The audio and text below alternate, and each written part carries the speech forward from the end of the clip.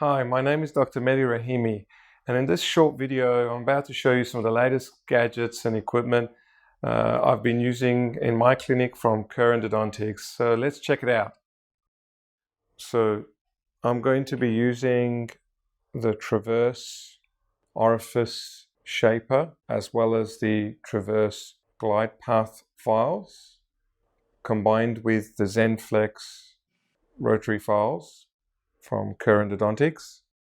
I'm going to be using the Elements eMotions, and the setting that I will have throughout the entire procedure is 500 RPM and 2 Newton centimeters torque. Now I understand that everybody would use slightly different RPM and torque, but the average RPM and torque for a heavily heat treated file is around 500 and 2 Newton centimeters, so that's what I like to use. So the first thing I'm going to do is I'm going to scout the canal, because obviously we always need a working length and we need to establish patency with a stainless steel size 6. It could be a C-Pilot file, it could be a Nitai hand file, but I prefer the stainless steel K file. And the main reason for that is because it's able to more efficiently dig to the apex, and it's a small file. It is highly unlikely to straighten any canal. And so I use the smallest file to watch wind my way. And what I'm aiming for is establishment of patency, because obviously I want to make sure I've unclogged the most apical part of the root canal system. Therefore my irrigant and all my files are able to get to the correct working length. So obviously working length determination has been done, and I've previously measured it to 18 millimeters. So once I've established patency, I double check the working length, and the working length is measured at 18 millimeters. So then I can keep the entire prep to about 17.5 millimeters, which is 0.5 from the working length. So following working length determination, obviously I would always be using irrigation throughout the entire procedure. I need to make sure the canal is bathed in irrigant. Some people would use lubrication as well, such as RC Prep. However, RC Prep or other lubricants of that sort can block tubules that have wax. So therefore, I'm not going to use RC Prep. I often use EDTA throughout the working length determination and throughout the glide path, because obviously it's able to remove inorganic debris and create a nice smooth path to the apical zone. Every other file I use is going to have a curvature, like a gentle 45-degree curvature. And that's already been measured at the working length of 17.5. This is actually a Headstrom stainless steel. I like it because it's able to break down any calcifications within the root canal system. Some may prefer K files. And what I'm doing as I come out is I brush each wall, so the 4 walls, just to make sure I've got a smooth initial path. And often I would stop at this point and move on to my orifice shaper. So really, I haven't even gone to a 10 unless I'm struggling. And the main reason for that is even a size 10 is able to straighten that fine anatomy. So pretty much the size 8 is my go-to file unless I'm struggling to get to length. There's some sort of a ledge or blockage within the canal, then I may use a size 10, and often that's a H, to more efficiently get me to my working length. So once I finish with the size 8, I move on to the Traverse Orifice Shaper, which is 25 at the tip and an 0.8 taper. So it's a very fine taper compared to older orifice shapers. It's also able to keep the root canal system centered, because obviously it's a very flexible file. Not only it's strong, but it's also flexible. So I set that at 13 and at about 500 RPM. As it's rotating, I enter the root canal system and I start to brush each wall. I'm always dancing within the canal. I don't leave the file in one spot, because even this can ledge or fracture. So I'm always dancing. Once again, I have plenty of lubrication. I always clean the flutes. So as you can see, the flutes are quite dirty. So I always clean the flutes. And I proceed on to further irrigation to make sure the root canal system is as clean as possible. So now I move on to my favorite file of the system, the glide path file 13 at the tip and 06 taper. I find this file has advantages over some other older glide path files or others on the market. It's more efficient. It's not as flimsy as you try to create a glide path. It is very, very strong, if you like, and it's a good combination between it being heat treated and also an austenite file. And honestly, getting this to working length in most files is a real torture test for the files. So again, I let it sort of rotate, and then I enter it into the root canal. And it's a very strong yet flexible file. And as you can see, I'm dancing with the canal. Once I get to length, I pretty much stop and I don't go back in. And I always clean the flutes, making sure every single time I come out, any debris is cleaned out from the file. So following this, we use the Zenflex. And as you notice from the Zenflex files, there's this purple hue, which increases as you go from the smaller diameter file, like a 2004, which is this file here, to the 4504.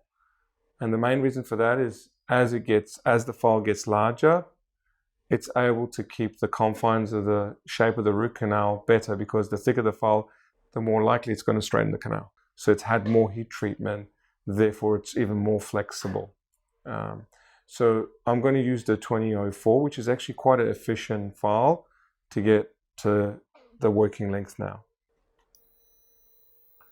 And once again, I'm always moving within the canal. And that's as easy as that.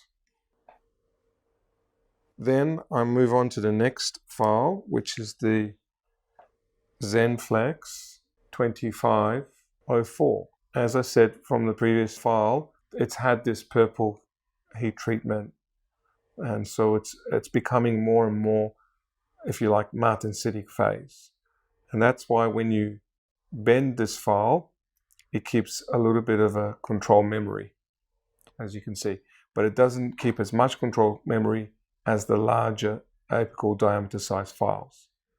So we go to about, once again, to the working length. And again, I don't do much with this file. Once it gets to length, I come out. So in between each file that I've used, I should remember to use some irrigation. Because obviously I want to make sure I don't clog the especially apical zone with debris. Then I move on to the 3004 file, and then I measure it to my working length. And often this is where I would stop most preparations, either 25 or 30 04 taper, because my irrigant delivery and agitation systems are able to clean out the root canal system as well. But for the purpose of this exercise, I'm going to go all the way to a 4504, which in some less often, in some canals like the palatal of an upper molar or a distal of a lower molar, I might go to. And as you can see, again, these files have even more controlled memory. They're even more heat treated, because the thicker the file, the more likely it's going to straighten the canal. Therefore, it's a quite clever way to be able to keep the confine or the curvature of the file as you go down. And that's it. So I've gone to a 3504. So over here we've got the 4004. So 4004, often I use in a distal of a lower molar, especially if it's a wider root canal system. I might use it in the palatal of an upper molar as well. That is done, and we obviously move on to the next file, which is the 4504 taper, 4504. And I always give it a bit of a bend, because if the canal is straight, it'll just become straight. But if the canal has any curvature, different types of curvature, some of them might have curvatures, at least it's able to follow the anatomy better. And often I would obviously irrigate after every single file I use, but for the purpose of the exercise, I'll skip that. And then again. And then that's it. We finished the preparation of the block to a 4504. One of the issues we used to have with the original gutta-percha points is that, for example, you might have a gutta-percha point that's 25 at the tip, but then because it's hand rolled and not injection molded or precision made, it could be a 21 or a 30 or somewhere around between those figures. So it wasn't accurate, and it causes a lot of issues with the operator trying to get it to length, and it wouldn't go to the preparation length. So therefore, one of the advantages of using a precision made or injection molded gutta-percha like this 3504 Zenflex gutta-percha, it matches the preparation accurately, and almost every time, once you want to put it to length, it goes to length. And the other thing, if you notice, is the amount of flare. So you can see how slim that is compared to the wider tapered older versions of making or preparing root canal systems.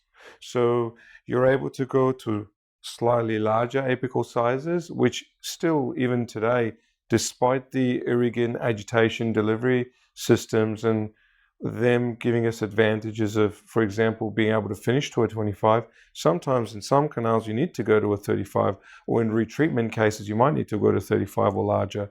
And what you want is a larger apical size, but you don't want a terribly larger taper. So I'm going to measure up the 3504 Zenflex gutta-percha, and then I pick up a small amount of sealer. In this case, it's an epoxy resin sealer. And so I use a very thin amount of sealer because sealer is the weak link. And I place the sealer in 2 increments into very, very thin amount. And I make sure I've got good tug back. And we can even test the tug back by pushing out and pushing hard. The other thing about this particular system, because I'm doing a hybrid warm vertical compaction, is if I push hard, it doesn't slip through. So I make sure I push hard, and I make sure the gutta-percha doesn't slip through the apical zone or the foramen. So here we've got the Elements IC unit, we've got the down pack, and we've got the backfill. Advantages of the whole system is that traditionally, for example, the Elements Free, it's very difficult to place the units back into the charger. It'll have to clip in. This is a nice, easy place back in type of friendly thing where it charges. It also keeps its charge for a lot longer, so I like that about the system. It's got a very nice screen. The cartridge, one of the advantages of the cartridge is that it is very easy to take out and put back in.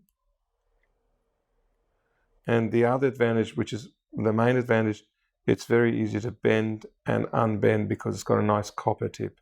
The old-fashioned systems were stainless steel, so once you bend and unbend, they fracture very easily. So it's easy to maneuver from one access to one root canal to another in the same tooth even. So while this is already ready to go, what I'm going to do is I've already measured the measurement to be 13 mils, so I don't want to go any more than 13. And the main reason for that is I want to be about 5 millimeters or so away from my working length. So your heat out's going to be about 5 mils short. For the very slender preps, and this is one example here, like an 04 taper or even a slimmer calcified canal where I've really minimally prepared, I like an 04 element. So the first thing I do is I heat the top portion of the GP, like so. And that's a waste, I get rid of that part. And then I would plunge into the center of this gutter perker. So I often keep it quite centered and I plunge in. So I let that cool and then I heat against one wall for about 1 second, let it cool. Heat against the other wall for about 1 second, let it cool. Then the third time I heat for a few seconds, I sort of wiggle and pull out the top portion of the gutter perker. And so I just wipe all that waste away. And then I move on to the smallest plugger, or maybe this plugger, which is the next size. And I go ahead and just sort of compact the GP down so that it basically, as it's being compacted, fills any lateral ramifications, isthmuses. And of course, most canals are not round, they're oval, so it's able to fit better within the confines of the root canal system. And I often would go back and I would repeat this step one more time. So that's why, I haven't got quite to the point that I wanted to with the first one. I like to do this twice.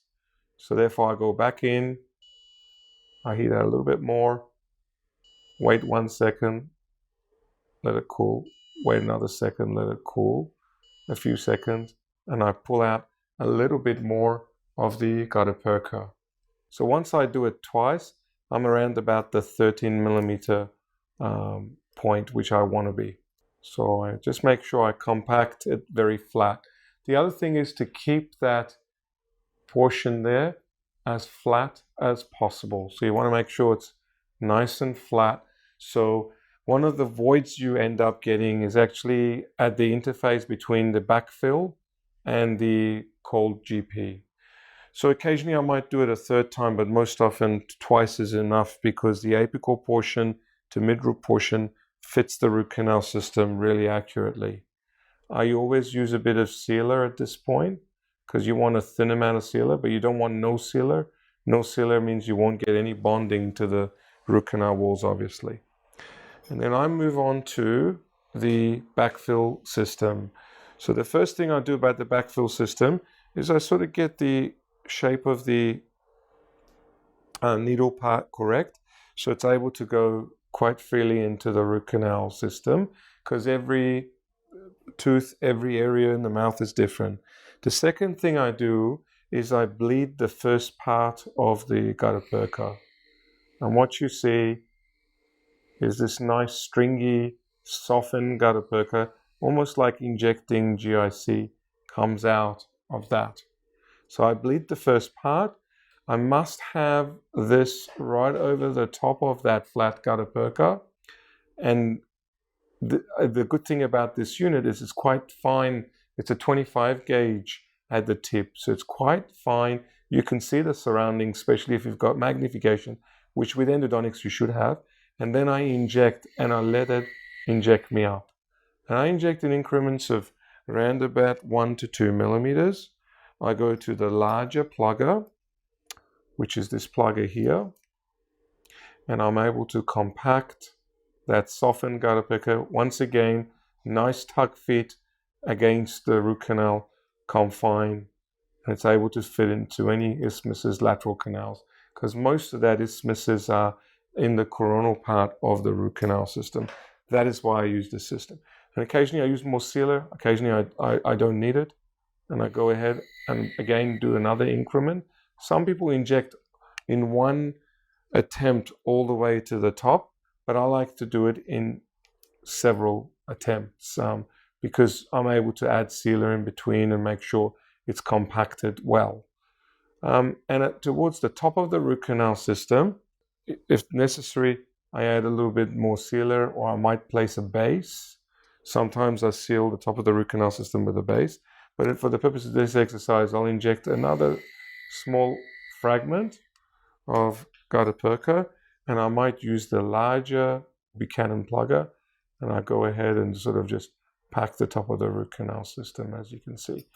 Might use a base over the top of this final increment of GP. So I like to just have a look at the quality of the obturation, and what I'm seeing there is no voids and a well compacted root filling, and it's a nice smooth tapered root filling. I do see a little bit of sealer puff, and the main reason for that is because I kept my cone to the working length, and I should have been around the middle short of working length, or maybe gone to the next size up cone like a 4004. And you can also see it's nice and well condensed up the top of the root canal system as well, which is what the aim is, to have no void at any interface between cold GP and warm GP, and also right through all of those increments of GP that I added. There's no void, there's just sealer and GP, quite uniform.